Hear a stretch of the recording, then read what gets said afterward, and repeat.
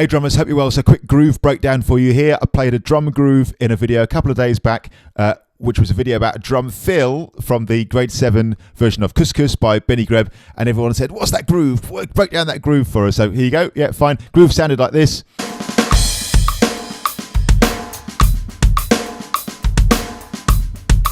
Here it comes.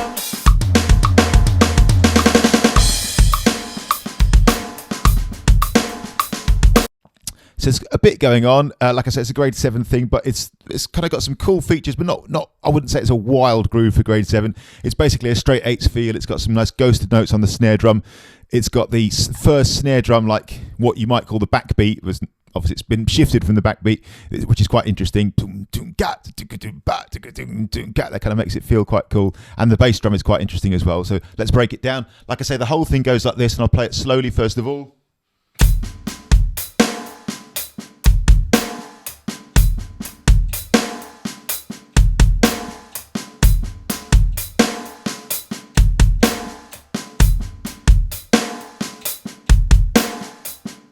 So key features, like I say, 8th notes on the hi-hat, 1 and 2 and 3 and 4, and the snare drum in a classic rock or pop, straight ahead feel, you'd expect it on 2 and 4, wouldn't you? The loud snare drum, 1 and 2 and 3 and 4, and in this case, the one in the first half of the bar is shifted to the E of beat 2, so it goes in between the hi-hats, 1 and 2 and 3 and 4, and 1 and 2 and 3 and 4 and 1 and 2 and 3 and 4 and that's the first bit of it. 3, 4, 1, 2, 3, 4, 1, 2, 3. First key feature. Then the bass drum part is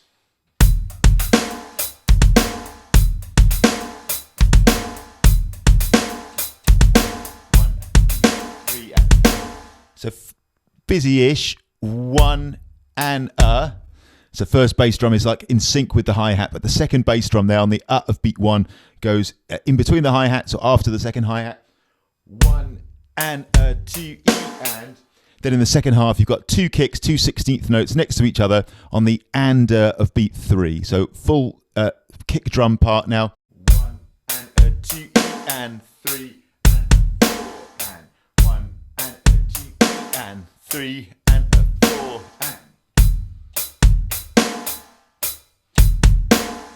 1 and 2 and 3 and 4 and giving you.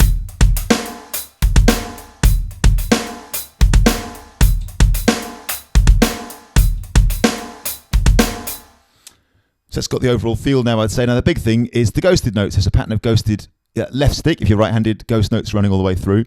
It's this.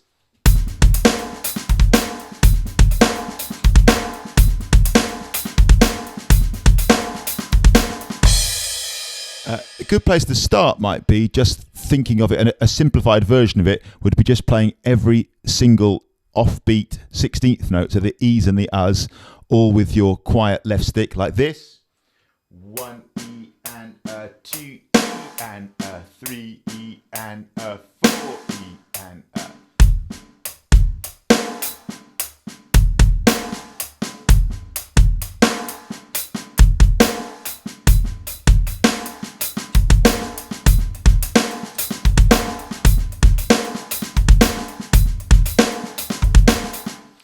and that's pretty close to it. It does a really cool move that I love actually in the first set of 16ths on beat 1, where the E and are both ghosted snares.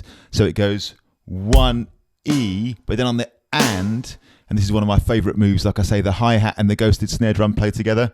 1 E and. That's a really cool little move. So 1 E and 2 E and 3 E and 4 E and Otherwise, they're basically just all the offbeat 16th note, so in between all the hi-hats, quietly with the left stick, E and A. Let's go through all the levels again one time. So we started off playing 8th notes on the hi-hat. 1 and 2 and 3 and 4, and we added the accented or the louder snares. That's on the E of beat 2 and then beat 4. 1 and 2 and 3 and 4 and 1 and 2 and 3 and 4 and we then added the bass drum part. 1 and 2 and 3 and 4 and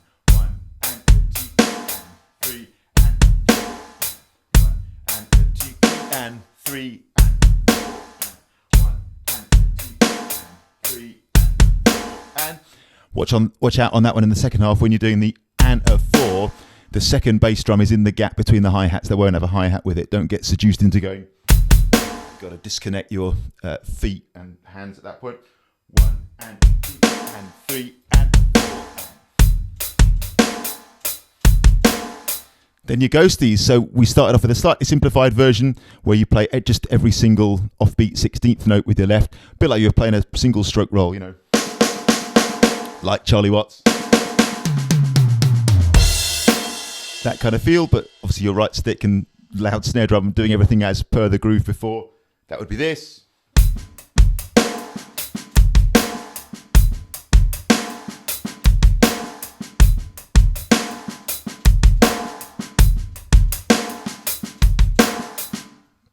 And that's pretty much it. But the little twist that this groove had that I really like is that it slightly changed that on beat 1, where instead of going 1 E and you had 1 E and So 1 E and being the move at the start. Very, very cool. Now just to sort of repeat, like I said earlier on the previous video, this is just one example bar. The groove changes quite a bit throughout this grade 7 piece, and this isn't the Benny Greb like his original version. This is a version that was prepared for grade 7, and we just picked out that particular drum fill that a couple of students, shout out to Xenia and Stephen, who were working on this, really liked, and the groove was just of interest. So I picked what I did in that example, the video where I did the example of the drum fill. I just played this groove, like 3 bars, and then went into that fill. So this is just an example thing. This isn't like exactly what Benny Greb played. This isn't even what you play like all the way through the grade 7 piece. It's just an example groove, but I think these are lovely to look at because they're such great starting points. And I find, like I say, a lot on this channel, by exposing your musical brain to cool moments like this, it can just be so great for then when you go and do your own creative playing. I always find when you look at a groove like this or learn a groove like this, note for note, what you often get presented to your brain is just something a bit different, something you wouldn't have come up with yourself if you just jam. So and that little move at the start is for me a really good example of that. I've definitely, especially when I was younger, I wouldn't have just come out with that out of nowhere. So those, just again, exposing your musical brain to those beautiful little moments is a lovely, lovely learning development moment for a musician, as I see it. So what I'm going to do finally here is just play everything.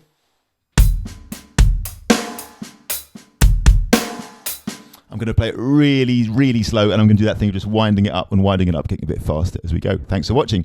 1 and 2 and 3, we'll go real slow, and 4 E and 1 E and 2 E and 3 E and 4 E and again.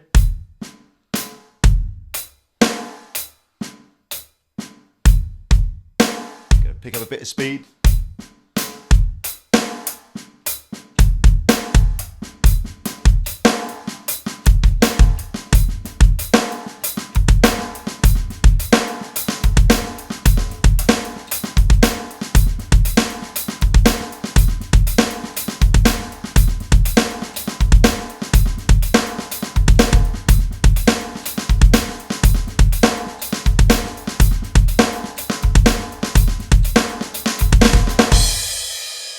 Really cool groove, I think. Just quickly, I meant to say this before when I was talking about ghost notes. People often say, well, the ghost notes, I'll let them just find themselves. I don't want to learn them like that. Yeah, cool, man. I mean, that is a perfectly valid way of doing it as well.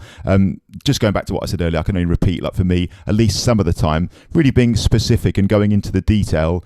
And often I think where the money's won and lost in terms of drummers really truly developing, certainly just from my own experience, is willingness to really go dig into detail, as opposed to just going, oh, that's all right, like just really digging in. Because again, just going back to that point of, for me, exposing your brain to a really specific part like that just might introduce you to a new bit of phrasing or something different to what you've done before, rather than kind of defaulting to the things that just come most naturally to you in that moment. So I think it's a great thing to do. I love it. Shout out to Xenia, Stephen, and all the people who asked about that groove. Hopefully that's helpful. As usual, on the channel members page, my Buy Me a Coffee channel members support page, I'll post a notation and a practice along version for that groove, and have some fun with that. See you tomorrow. Cheers.